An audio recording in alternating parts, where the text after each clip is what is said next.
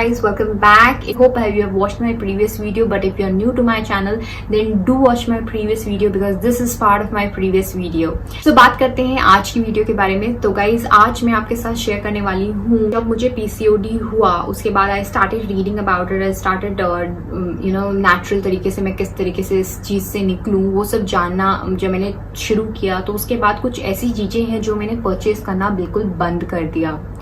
I had those things previously in my house. ये ऐसा नहीं कि मैंने उठा के बिल्कुल उनको फेंक दिया हो, बट जो अब मैं नया वो सामान कभी भी नहीं खरीदती हूँ. तो आप स्टार्ट करते हैं आज की वीडियो के साथ. जब हमारी नई नई जॉब लगती है या नई नई शादी होती है और हम अपना किचन बसाना शुरू करते हैं तो हम सोचते हैं जो सबसे सस्ता हो और सबसे अच्छा हो दिखने का, चलो वो खरीद लेते हैं. लेकिन हर चमकती हुई चीज़ सोना नहीं होती. Now if I talk about lifestyle changes after PCOD, it's not all about what we eat. It's also about how we cook what we eat. हम जो खा रहे हैं वही इम्पोर्टेंट नहीं होता, हमको उसको ही नहीं चेक करना होता है. हमको ये भी देखना होता है कि जो हम खा रहे हैं हम उसको किस में पका रहे हैं, वो भी बहुत ज़्यादा इम्पॉर्टेंट होता है. Yes that's true.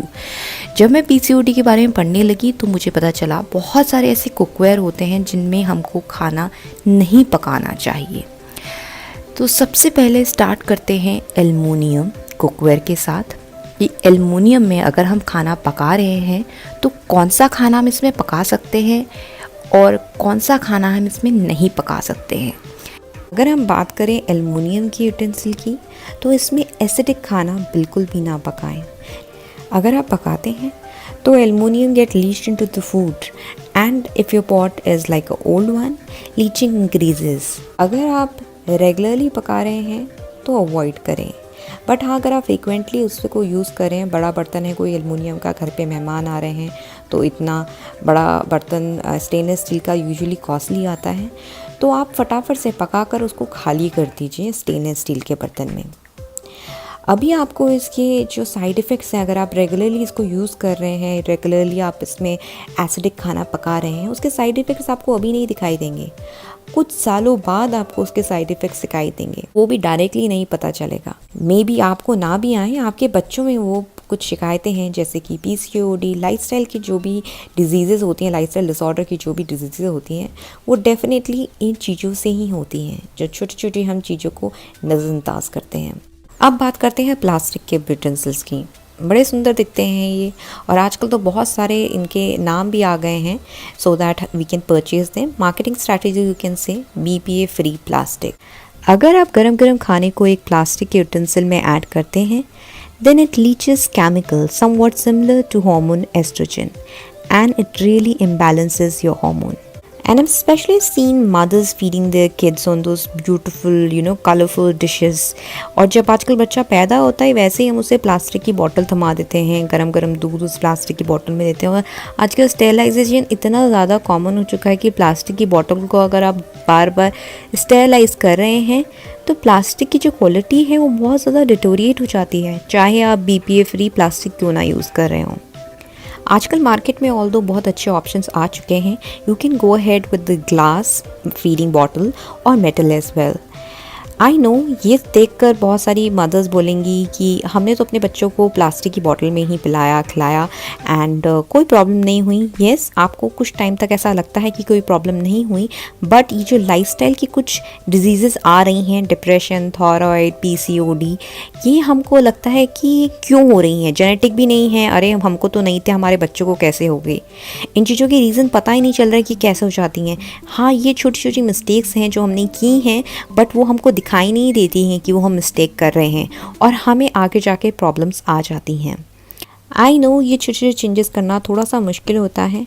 After 6 months, जब मेरा बेबी 6 मंथ का हो गया, मैंने उसको स्टेनलेस स्टील की बोतल से मिल्क फीड कराना स्टार्ट किया. Even it was very difficult for me, कोई आसान नहीं था, बट इट्स ओके. वो थोड़े देर की प्रॉब्लम थी. अभी वो 2 साल का हो गया है, वो स्टील के ग्लास में मिल्क पीता है. तो ये प्रॉब्लम कुछ टाइम की होती है, बट आगे जाके एटलीस्ट जो चीज़ें हमको पता हैं गलत हैं वो हमें खुद डिज़ीज़ इनवाइट नहीं करनी चाहिए. कोई चीज़ आगे जाके आपको हो जाए वो बात अलग है, लेकिन ऐसी चीज़ों में हम खाना खा के डिज़ीज़ को खुद इनवाइट करते हैं. अब बात कर लेते हैं BPA के बारे में। It is bisphenol A। जब आप प्लास्टिक को रिसाइकिल करते हैं, दिस केमिकल इज़ जनरेटेड। ये जो केमिकल है बहुत ही ज़्यादा हैज़ार्डस केमिकल होता है, और मोस्टली अगर आप प्लास्टिक का आजकल परचेज़ करने जा रहे हैं तो मोस्टली मेंशन होता है वेदर इट्स BPA फ्री और नॉट। अदरवाइज़ आप उसका लेवल चेक कर सकते हैं, उसमें लेवल मेंशन्ड होता है यूटेंसिल के नीचे। अगर लेवल 2, 4, 5 मेंशन है that means it is BPA free, और अगर लेवल में मेंशन्ड है 3 या फिर 7 then maybe BPA free, but आप ना ही परचेज़ करें तो अच्छा होगा। अब बात कर लेते हैं कोटेड यूटेंसिल्स की। बेसिकली अगर आप नॉर्मली कोटेड यूटेंसिल लेने जाएं तो there are 2 which are very prevailing. One of them is ceramic coating, the other one is Teflon coating. Both the utensils look very fascinating and very attractive because of their looks and design. But अगर आप इसमें खाना पका रहे हैं, ध्यान रखें कि temperature should not exceed 600 degrees Celsius. And while you're cooking your food in these utensils, make sure that आपका जो temperature है वो आप कम temperature में ही खाना पकाएं, और regularly इन utensils में खाना ना पकाएं। कभी कभी कुछ ऐसे फूड होते हैं जो आप सारे utensils में नहीं पका सकते हैं, then yeah definitely you should go for it. If you are planning to purchase ceramic coated utensil, make sure that is 100% ceramic coated. अगर कोटिंग हल्की होगी तो वो जल्दी निकल जाएगी, and then that will be hazardous to your health if you will be cooking in such kind of utensil. If you are going for a Teflon coated utensil, you have another option which you can go ahead with, that is cast iron utensil. I hope आप अपनी life में जल्द ही ये changes करेंगे। अगर आप already आपकी life में ये चेंजेस हैं then well and good, you are doing perfectly great in your life. अब मैं आपको दिखाती हूँ जो मेरे रेगुलर यूज़ होने वाले यूटेंसिल्स हैं उसमें मैंने क्या चेंजेस किए हैं after I had this PCOD।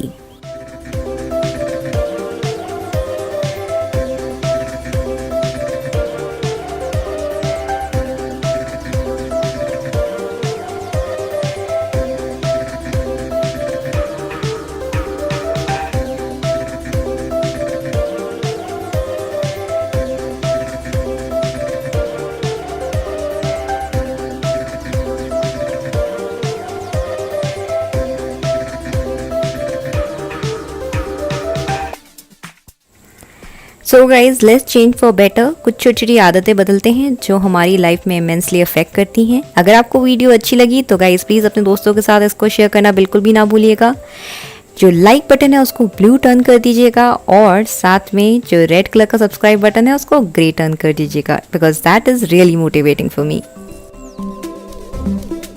So yeah guys आज की वीडियो में बस इतना ही। मिलती हूँ नेक्स्ट टाइम किसी और कहानी के साथ। तब तक आप अपना ख्याल रखें एंड तरा।